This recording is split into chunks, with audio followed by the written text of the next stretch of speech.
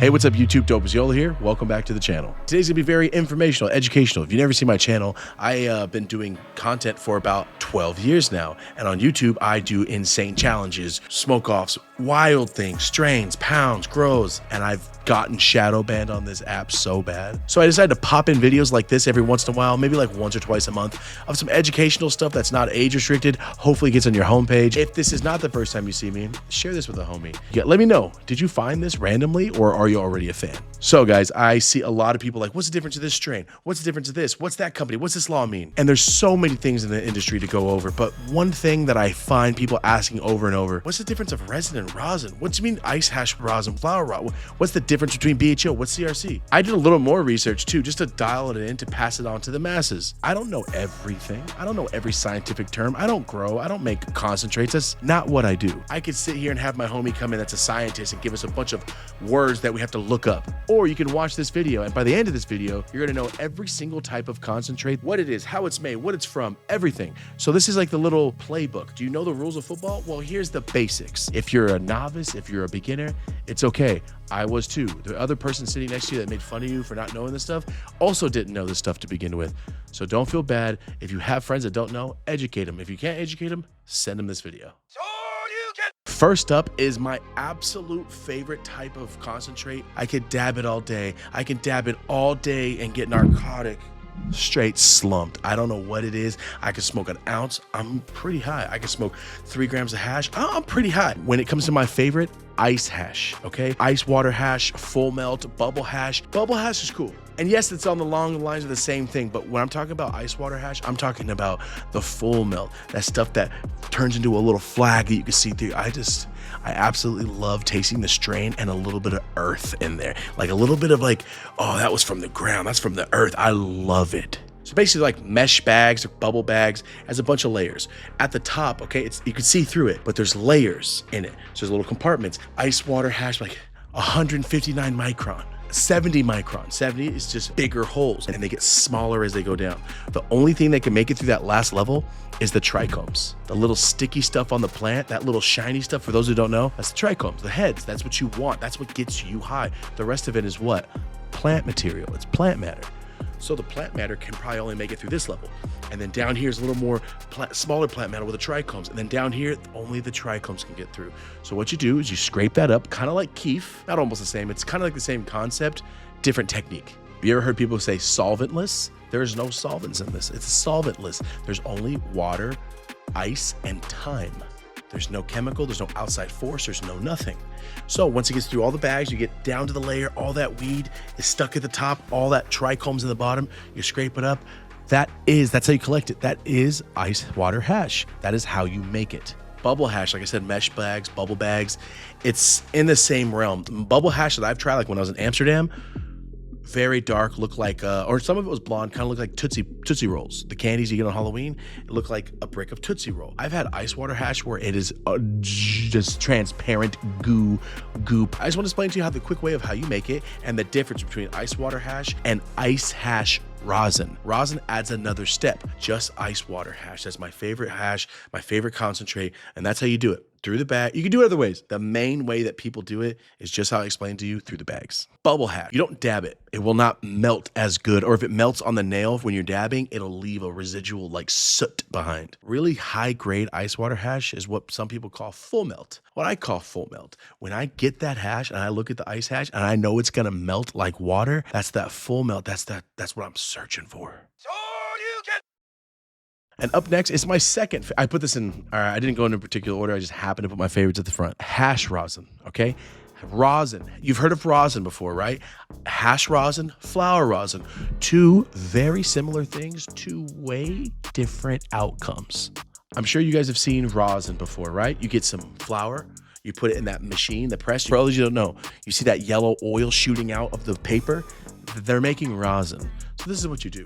You get your press or your straightener, you get your nug, put it between parchment paper. You put that parchment paper and nug, boom. Or you could stuff it into micron bags. You could do that to filter out the weed so you don't have to sift it later. But this is essentially what you do. You put it between those two plates where that squishes. Those two plates heat up to a certain temperature. To make rosin, you need time, pressure, and heat.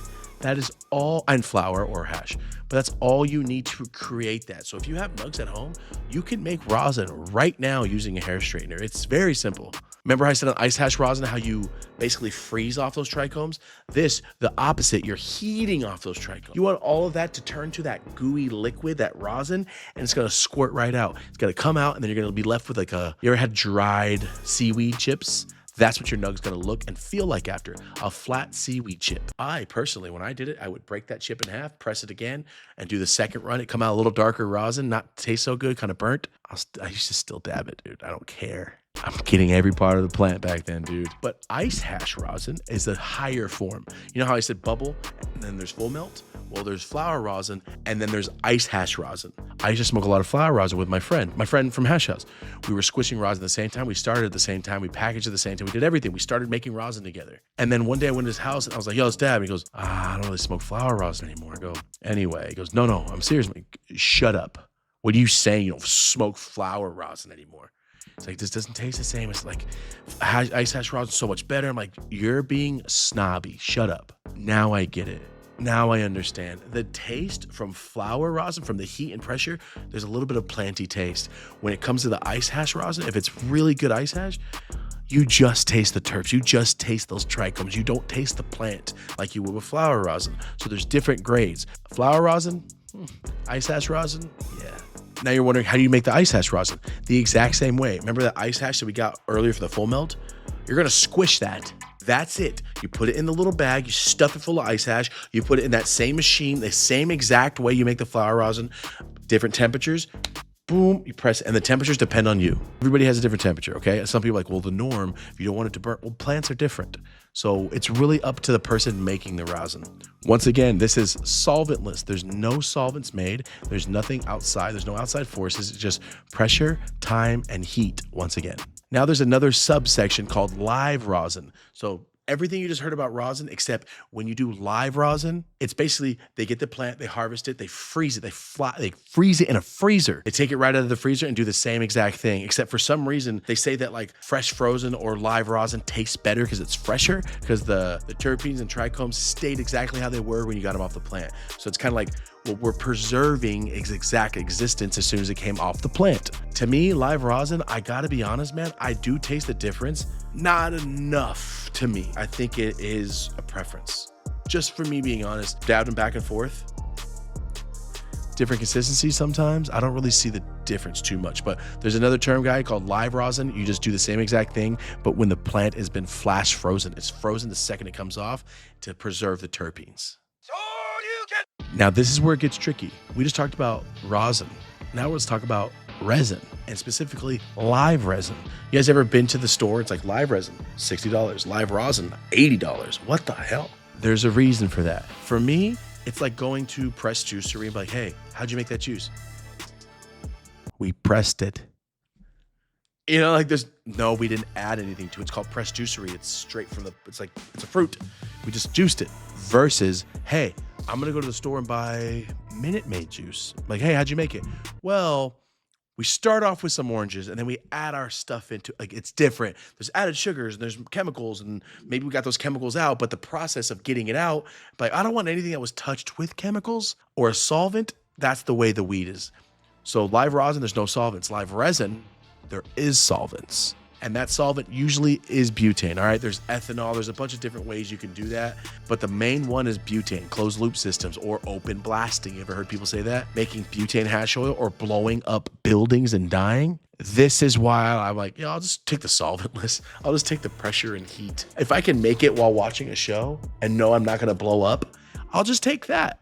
The most barbaric process you could do, guys, is the way my homies used to do it. They get this big Pyrex, big Pyrex sheet pan or whatever it is, put it on the ground.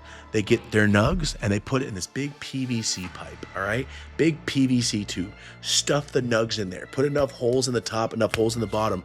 And what they do is they put cans and cans and cans of butane. Like butane that you put in your torch to take dabs. They push the butane through. Open it up, let the butane spill through the weed. And what it does, it's getting so cold, all right? It's getting so cold that it's separating the trichomes from the weed. So all the plant material stays in the tube. All the stuff dripping is the oil. But what's that oil mixed with? Cans and cans and cans of butane, a solvent. It is insane. I used to smoke it every day. But what they do is they purge it. You ever heard of people purging, where they put it in that oven and there's the oil's bubbling in that pan? That's purging. That's how you make live rosin. That's how you make BHO also, but the only difference, dried is the way you make rosin. Dried is the way you make BHO. Live is fresh frozen. Wax, butter, shatter, BHO, all of those things do not mean hash. Hash is different to me. Hash is different. That's straight from the plant. There's no solvents. There's nothing. That's hash. Dabs, oil, BHO, shatter, wax. When people say, let me get some wax, they're usually talking about BHO 99% of the time, unless they don't know what they're talking about. There's crumble, there's sauce. There's so many different types of concentrates that come out of BHO, or at least come out of the BHO category. So BHO, butane hash oil, what we all smoked before. Remember, we used to smoke on titanium nails, red hot. I used to smoke it so high it would crackle. We all been there. We've all made mistakes. Butane hash oil, the same exact thing. You can do PVC pipe, drip it out, purge it, all that stuff. Or a lot of people use a closed loop system. You ever see those? I've shown one on YouTube. Big machines where you put the weed and then the concentrate and then the solvent goes through a closed loop system. Way less chance of it exploding or blowing up, right? So, and I'd rather just press it in the machine. I don't want to make something I have to blow. It might blow me up. And that's not weed. Like, that's different. When you're getting into this world of cannabis, remember, do you not care about the solvents of BHO, or do you want to go solventless? For me, for a health thing, I'd rather drink water I know that came from a really good spring or something versus like a Dasani. Up next is something I think should be, I wouldn't say outlawed. You should be transparent, okay? I'm guilty. I've gotten many pounds of this back then. I didn't know what it was. I was just selling it to another guy. He asked me for shatter, so I got him a bunch of shatter. Later on, I was wondering, why did I get this so cheap, and why does it smell like this, and why is it bending? Guys, the cannabis industry got hit with something real hard. When shatter and BHO was like the biggest thing in the world before rosin really took over, there was something called CRC, and nobody really knew. I mean, the people doing it knew, but the average customer didn't know what was happening, okay? It's basically going to McDonald's and buying a chicken McChicken. Like, oh yeah, it's a piece of chicken. Like, no. If you knew where that came from and how it started, you would never eat that in your life. That's pink slime. It comes out of a tube and they bread it. But oh my God, I don't want that. If you knew how CRC was made or what it started from, you would never smoke it in your life. Color remediation column. That color remediation. I have this super disgusting looking black BHO. All right, I made it, did the harvest. When I dripped it out, purged it, it came out dark. Ooh, nobody wants to buy that. They want that yellow gold. What am I gonna do? Just take a loss? Sell it to somebody that doesn't care? I gotta find somebody that doesn't care. What about that CRC technique everybody's talking about? Basically, it's taking really bad BHO and making it look like solid gold. It is a get out of jail free card. I have seen so much CRC, and when I smoked it, I went, what is this taste? And then I found out what CRC was. So basically, it's fool's gold. It's gypping people. It is scamming people. I could take oil that looks like this and turn it into this color, yellow. Gold, solid gold. And if I want, I can add a terpene smell in there and fool you, like literally just rob you. So basically, after extraction, like, oh, this BHO looks terrible. I'm gonna pass all this oil, the BHO, through this column, the CRC, through this column. Basically like a filter. I had to look it up, like what's it made out of? Silica or clay? Usually. But basically it's a big column. You put this oil in. I've never actually seen this done. So I had to research. I know what it is. I know how it's done. I've never seen it done in person because my friends aren't pieces of shit.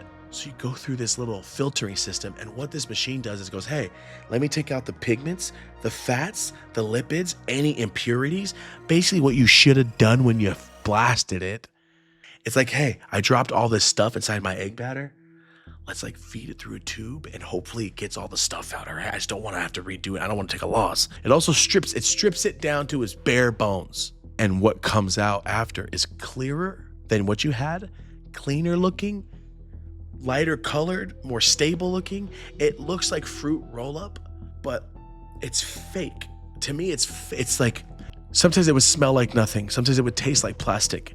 I don't know what else they were doing to it, but what it is the way some Instagram models do filters, that's CRC. But hey, that's not really what it looks like. But for now, I'm gonna make it look really good so you buy it.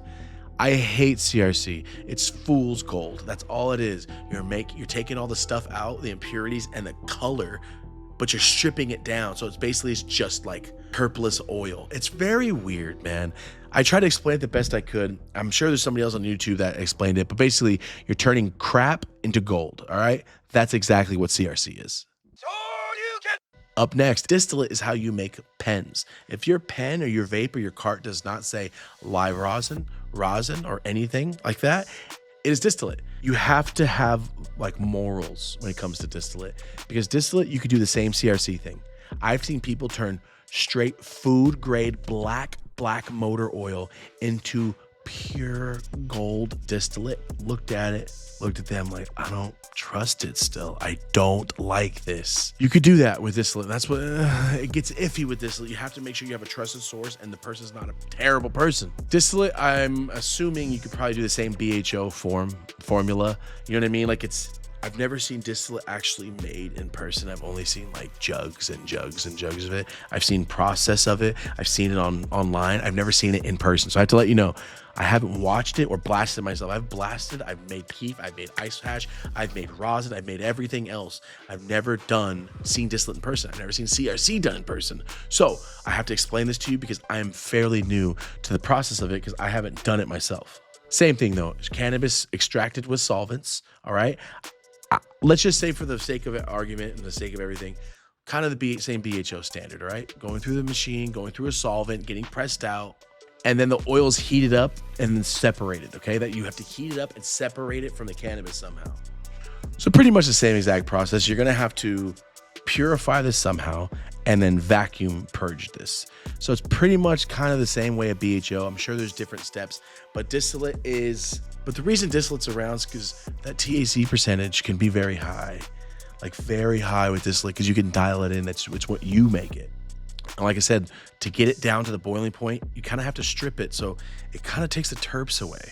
And that's why with live resin pens or BHO pens, you kind of have like bubblegum something. They kind of have to add a flavor into it, unless it's cannabis terps, which now just tastes like cannabis again. Decarboxylation, winterization. My homie Darby's actually coming by soon. He used to make absolutes and used to winterize it. There's so many weird things that go into BHO and distillate. It's so scientific. I just want some ice water hash, man. So basically, guys, you're doing the impurities again. You could start with crude oil. You could start with trash and make it gold. And that's why distillate is very iffy, because you don't know what it could be. It's back to the McChicken pink slime. It could be bad, okay? So with distillate, guys, like I said, I'm not very well versed in it. I just want to put it in here because that is a type of concentrate that you see all the time. I've only done so many challenges where I felt like, oh, I don't know if I can finish this. The only one I've almost not finished was the duct taping pens, Edward Scissorhands. Distillate makes me feel different. It hits me different. It like gets into my vein. I don't know what it is. It just makes me feel like just gone. Not even like, oh, I'm so high. Just more like, I don't know if I was supposed to smoke that much of that. Once again, guys, distillate, it really depends on who makes it, but you can find really good distillate. There's a lot of companies that do great jobs, but there's more companies that cut corners.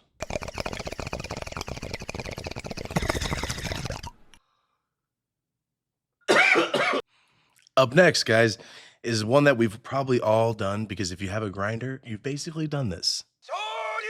Dry sift, or keif, honestly. Dry sift, to me, it basically is keif, right? Once again, this is coming out on the list with the solvent list. You need nothing else but a little bit of time and maybe a tool. I'm very guilty of this. When I was selling packs, guys, not all the time, but they were my nugs. Sometimes I used to have this big keif box, and it was a big wooden box, and it had like, you could open the bottom like a desk, a cubby from the old school desk, except the top had a big screen, like a screen door, really fine, tight woven screen. And what I would get my nugs and just rub my fat bomb nugs against the screen. And what's that doing? It's getting all the keif. You ever grinded up nugs in your grinder, and on that bottom, you're like, wow, what's all those dots? What's all that sticky stuff? That's keif. That's the trichomes that fell through when you grinded it off. So what I used to do, this big box, and then once you open it up, the bottom was just a mirror underneath, a piece of glass. underneath the screen. So when I rub it, I would get thick mountains of keif, and I'd get an ID and just scrape it. I would get bricks, little bricks of keif. It was so sticky and so bomb. A lot of people do, this is what they do. They get these big screens, right? They put a bunch of nugs, a big harvest, and they shift it around like that.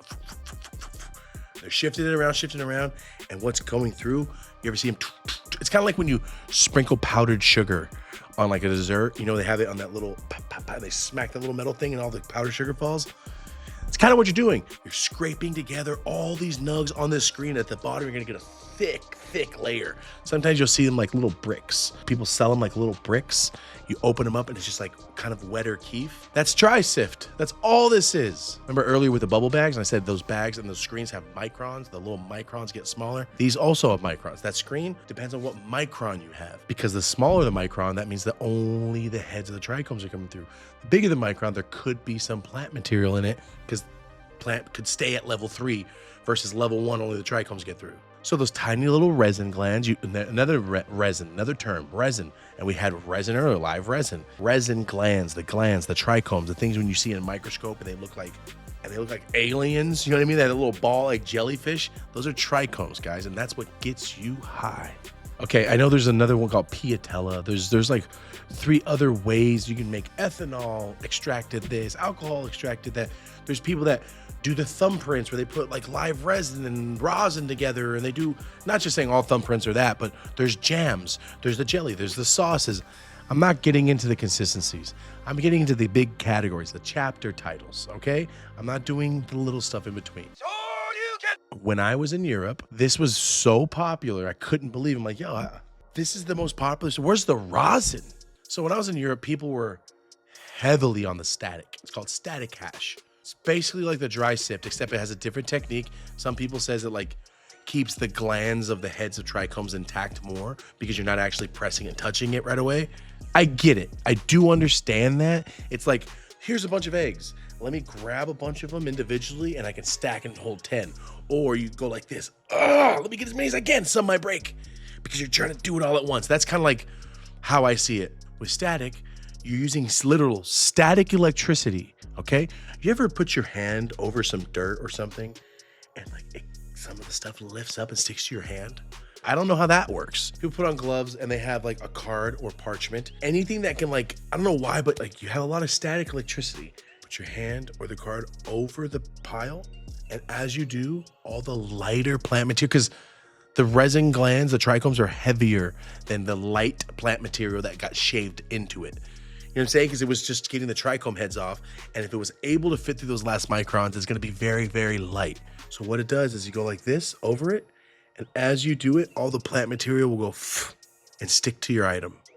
So as you're doing it over, it's like a magnet. As you're going over the dry sift, it'll, and what's coming up and sticking is the lighter plant material. Whoever's high ass realized that this worked, you're not a genius. You were just high as hell and you happen to be the first one. What a genius find, I should say. You're awesome for figuring this out, because instead of people going, how am I going to separate this? People go, hey man, use the earth, use static electricity. Like, you're right. And you feel like a magician, I would imagine, just going like this and taking up all the plant. It's like Tony Stark mode. Anyway, remember, don't bash people. Educate them. All right. Thank you guys. I appreciate it. This has been a fun educational video. I hope this helped you out. Thank you for supporting Push Trees. We just dropped a bunch of new stuff. This fool looks like Crash Bandicoot. The mask, the Ooga Booga. That guy that you get totally looks like him. Hella shirts, sweaters, long sleeves, and these are probably gone by now, but we dropped some Homies for Life skateboards. Came out so sick. Okay, thank you so much for being here. I appreciate you guys. But remember, every Tuesday at 12:30 on Spotify, all platforms, and YouTube, Dope As Usual podcast. Go ahead and check it out. A lot of sick guests coming up, guys. A lot of sick guests we just had. We've had a pretty good 3 months. So thank you for supporting everything. Thank you for supporting everything we do. Thank you very much. All right, I'm going to get out of here. As always, until next time, I'm Dope As Yola. Have a dope ass day.